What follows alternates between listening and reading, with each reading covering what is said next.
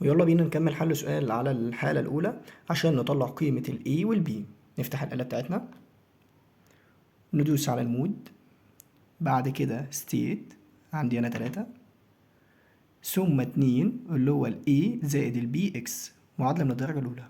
2 جالي بالشكل ده عمودين X و Y، ال X يعني س وال Y يعني ص. أكتب قيم السين: 1 يساوي 2 يساوي 3 يساوي 5 يساوي 7 يساوي 8 يساوي سهم يمين اطلع فوق. 8 يساوي اكتب قيم الصاد: 8 يساوي 10 يساوي 12 يساوي 16 يساوي 20 يساوي 22 يساوي 22 يساوي. بعد كده اقفل الآلة AC وادوس شيفت 1 5 اللي هو REG 5 A بيساوي، طلعت معايا 6، ال A ب6.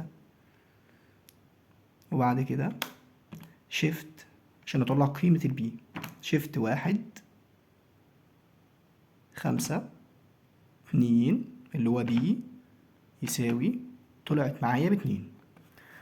إذا المعادلة عندي صاد، معادلة من الدرجة الأولى بتقول صاد ألف س زائد الب زائد الجيم، ألف س زائد الجيم، الألف اللي هي 2 والجيم اللي هي 6، تبقى صاد 2 س زائد ال6.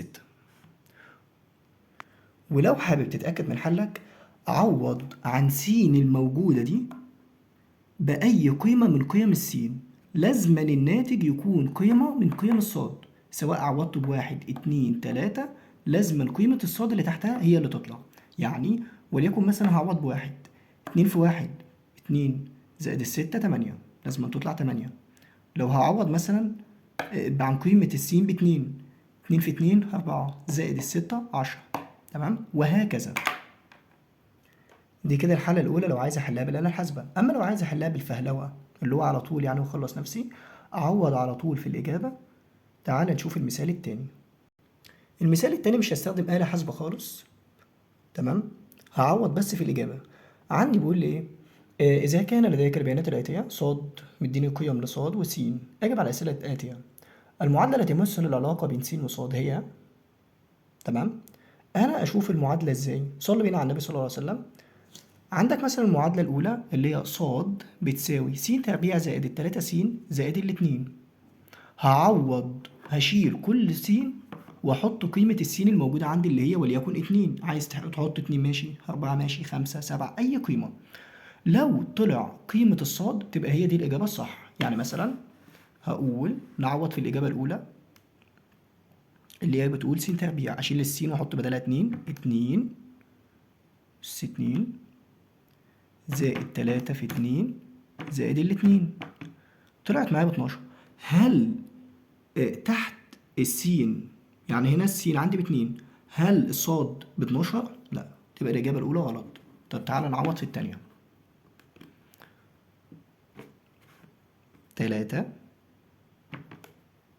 أشيل السين وأحط اتنين، 3 في اتنين زائد -3. هل طلعت معايا ب3؟ مظبوط جدا، تبقى هي دي الإجابة الصحيحة. عندي تبقى دي الإجابة الصحيحة اللي هي إيه؟ ب 3 س زائد التلاتة، 3 س زائد -3. تمام تمام.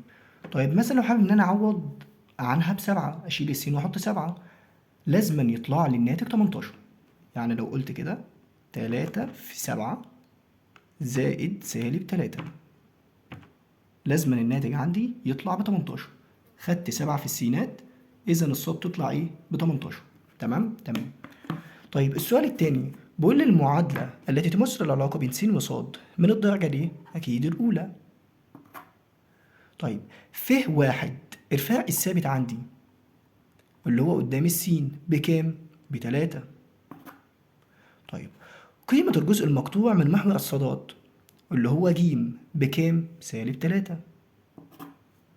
طيب لما يقول لي مثلا قيمة صاد لما س تساوي 9، أشيل س وأعوض بدلها ب9، يطلع الناتج معايا كام؟ 24.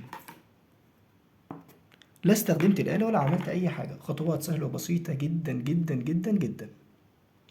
ودي أسئلة حلها أنت مع نفسك بنفس الخطوات اللي أنا لسه قايلها من شوية، تلاقي حاجات سهلة وبسيطة جدا جدا جدا. تمام. يلا بينا نكمل النوع التاني اللي هو الدالة من الدرجة التانية. ملاحظات كعادتي قبل الحل. شكل السؤال بيكون ازاي؟ نفس السؤال اللي فات عادي جدا، مدي قيم للسين وقيم للصاد. طب ازاي احدد واقول ان الدالة اللي عندي دي من الدرجة التانية؟ هتعمل ايه؟ هتجيب لي حاجة اسمها ف واحد زي اللي انا لسه جايبها من شوية، صاد 2 ناقص صاد واحد على س 2 ناقص س واحد. يعني مثلا هقول 32 ناقص 19 على 3 ناقص 2 طلعت معايا 13. 49 ناقص 32 على 4 ناقص 3 طلع ب 17. هل الفرق عندي طلع ثابت زي المعادلة اللي فاتت اللي هي من الدرجة الأولى، زي الدالة اللي هي من الدرجة الأولى؟ لا، ما طلعش عندي ثابت. إذا الدالة اللي عندي دي من الدرجة الكام؟ التانية. شكل الدالة بيكون إزاي؟ شكل الدالة صاد بتساوي ألف س أس 2 زائد الب س زائد الج. الألف هو س، والبي والب هي بي، والجيم ايه. طيب شكل الدالة على الرسم البياني عشان تبقى واخد بالك منه لو جالك في الامتحان، بيكون حرف اليو. تمام. متمركز حول محور ايه؟ الصادات. احل السؤال ازاي؟ وده اهم حاجة. تحله يدوي، وهقول لك ازاي دلوقتي، بالآلة الحاسبة، او تعوض حسب المطلوب منك. مطلوب منك حاجة بسيطة، حل بايدك على طول، او حل بالآلة الحاسبة، او عوض في المثال اللي موجود عندك. تمام. حسب ما هو طالب منك اعمل، عشان ما تاخدش وقت يعني في الحل ان شاء الله. يلا بينا ناخد مثال على الحالة التانية. مديني بيقول لي لك البيانات الآتية س وصاد 2 3 5 وهكذا يعني. تمام. أول ما أشوف السؤال ده أعمل إيه؟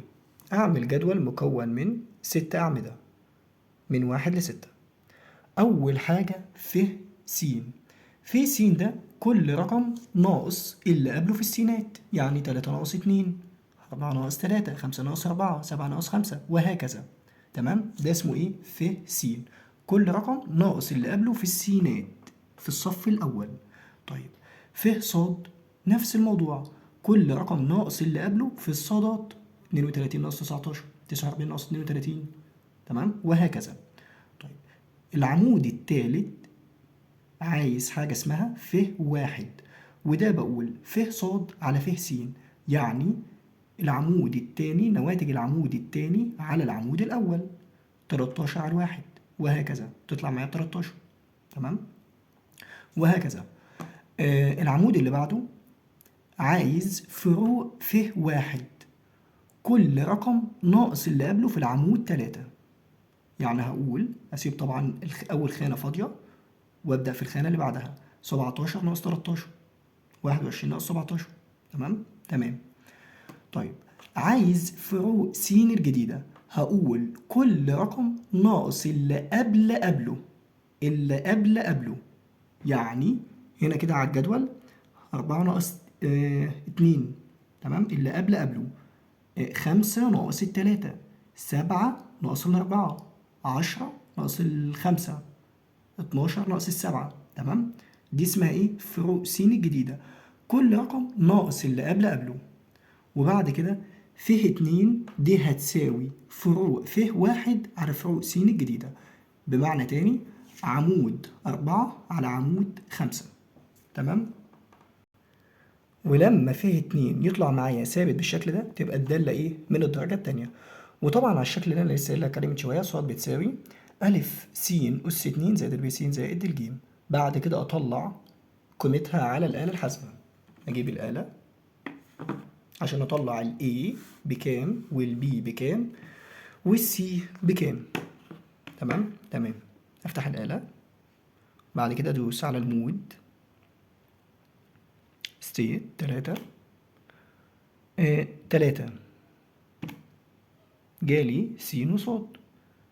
س بكام بقى؟ 2 يساوي 3 يساوي 4 يساوي 5 يساوي 7 يساوي 10 يساوي 12 يساوي 15 يساوي، بعد كده سهم يمين أطلع فوق 19 يساوي 32 يساوي 49 يساوي 70 يساوي 124 يساوي 235 329 500 يساوي. بعد كده AC أدوس على شيفت 1 5 A. ال A طلعت عندي ب5. تمام. بعد كده ادوس على شيفت 1 5 B، طلعت معايا ب3. تمام. بعد كده ادوس شيفت 1 5 C اللي هي 3، طلعت معايا ب2. اذا ال A طلعت ب5 وال B ب3 وال C ب2. اكتب بقى المعادلة 2 س أس 2 زائد 3 س زائد 5. ولو عوضت في المعادلة بقيمة س لازما تطلع معاك قيمة ص زي ما كنت بعمل في الدالة اللي فاتت. وملحوظة، مش لازم تعمل الجدول كل ده اللي هو مكون من 6 أعمدة. أنا بقول لك عشان تبقى فاهم المعلومة كلها، تبقى واصلة معاك المعلومة كاملة. لو مش طالب منك كل الكلام ده خلاص مش لازم تعمله، بس من باب العلم بالشيء أنا قلت لك الجدول بيتعمل إزاي. لو طلب منك المعادلة اعملها بالآلة الحاسبة وخلص نفسك على طول، عشان وقت الامتحان مش هتبقى قد كده. تمام. وده مثال على الحالة الأولى، حله بنفسك وشوف هتحله ازاي، هيكون سهل وبسيط جدا إن شاء الله. وكده أنا خلصت معاك الدوال، بس ممكن يجيب لك مثال بالشكل ده. تمام. فأنا هقول لك عليه استخدام طريقة الفروع المتساوية. فإن الدالة التي تمثل العلاقة بين س وص، علما بأن س بتساوي 2 وص بتساوي 11. جايب لي هنا مش قيم س وقيم ص، لا، ده جايب لي حاجة جديدة هي فروق س وفروق ص، وجايب لي قيم. أعمل إيه؟ عوض في الإجابات الموجودة عندك على طول، تمام، بقيمة السين اللي هي 2. ولو طلعت قيمة الصاد تبقى الإجابة دي هي اللي صح. إزاي؟ يعني أنا عندي الإجابة الأولى بتقول لك صاد هتساوي س زائد 7، فأنا هشيل السين وأحط 2. لو الناتج طلع 11 تبقى الإجابة صحيحة. يلا، السين بكام؟ ب2 زائد 7 9. هل الصاد عندي ب9؟ لا، غلط. طيب تعالى في الإجابة التانية، 3 س زائد 5. 3 2 في 3 زائد 5 بكام؟ ب11. والصاد عندي بكام؟ ب11. إذا الإجابة دي هي الإجابة الصحيحة. تمام. وخلاص كده، خلصت الدوال.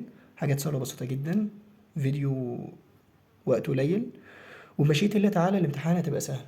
اعمل اللي عليك ان شاء الله، ربنا يوفقك. الامتحان هيكون سهل جدا جدا جدا.